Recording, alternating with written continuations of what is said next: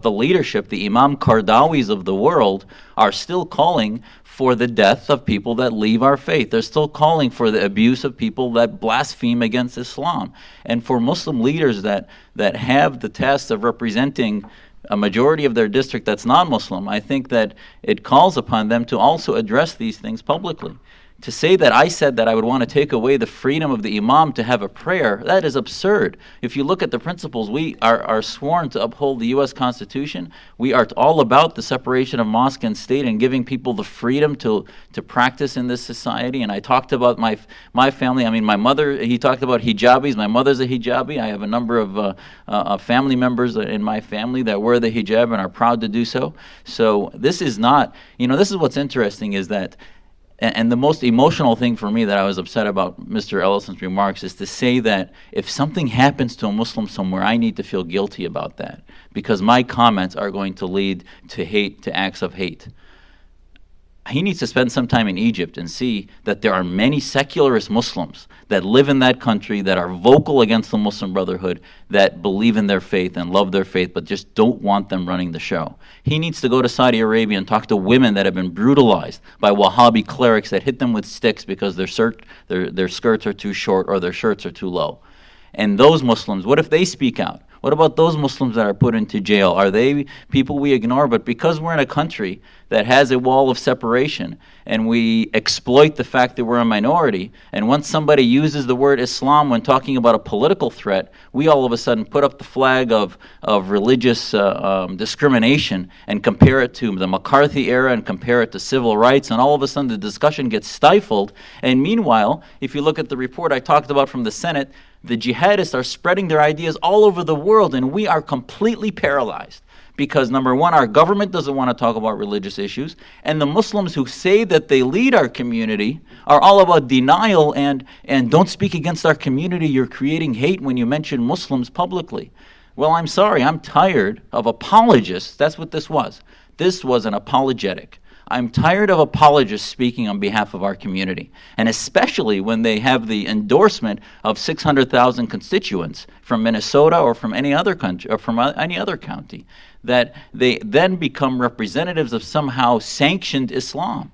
And we need to have a debate of theology, a debate of what it is that stimulates radicalism.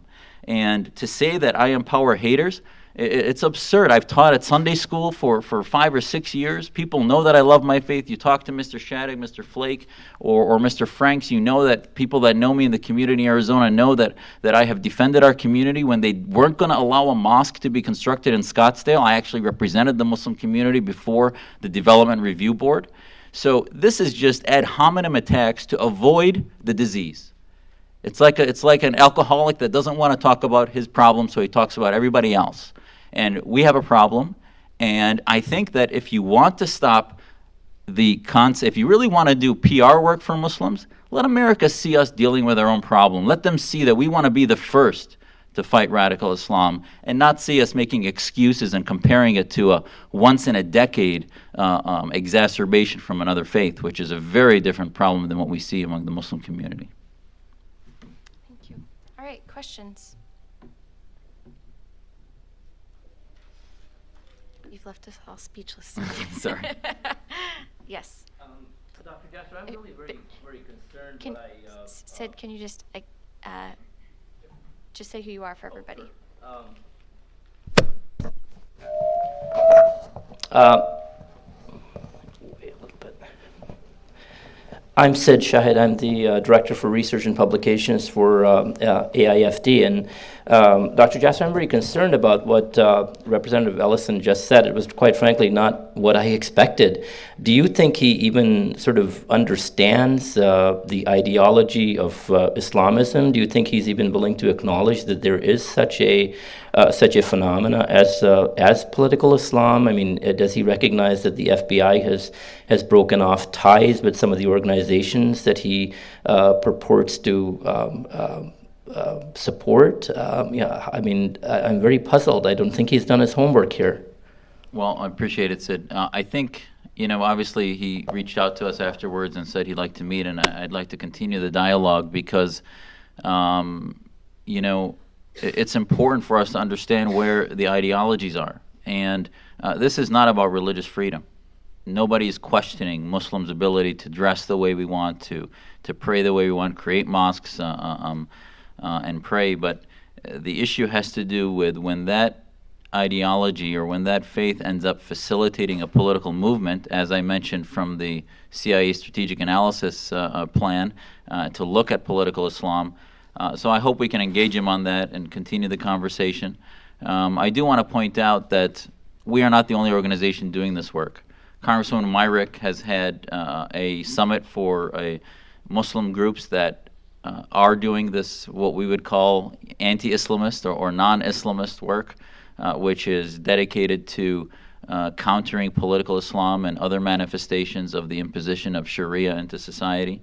And those groups have included individuals like Ali Al-Yami and Zainab al-Suwaid from the American Islamic Congress, and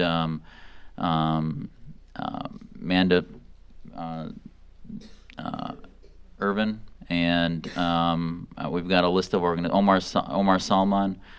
So there were a group of 8 different organizations of ours that met together, and these are groups of reformists. These are groups that are trying to do this work, and it's tough work. We get labeled that somehow we are working against the community, and that can't be further from the truth, in that I think that you get closer to God by living in a society that separates church or mosque and state, that you can then choose whether you want to drink or not drink if you're Muslim.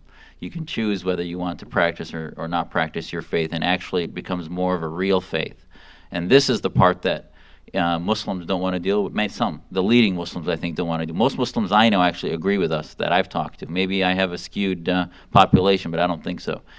So I think the challenge is for us to start looking that there is diversity, that there are other organizations, and I hope we can engage individuals like Congressman Ellison in order to show them that there are other Muslim organizations, and we will call out Islamists on their ideas and want to engage them. But the last thing I would want, actually, if our country changes its laws, as somehow Congressman Ellison went down his own slippery slope there and said that somehow that if our country changes its laws and takes away the freedom of speech of Islamists, we'll lose this war, because families like mine would not want to come here.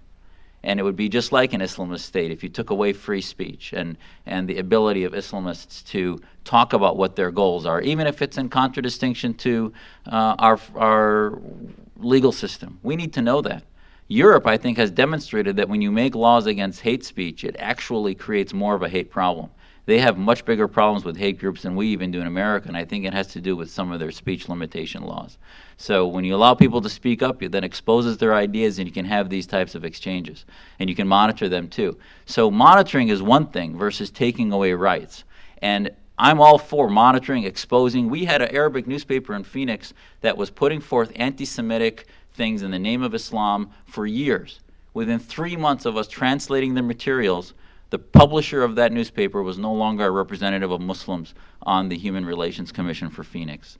So this kind of stuff allows there to be accountability, and that's all I think free speech is about. Yes.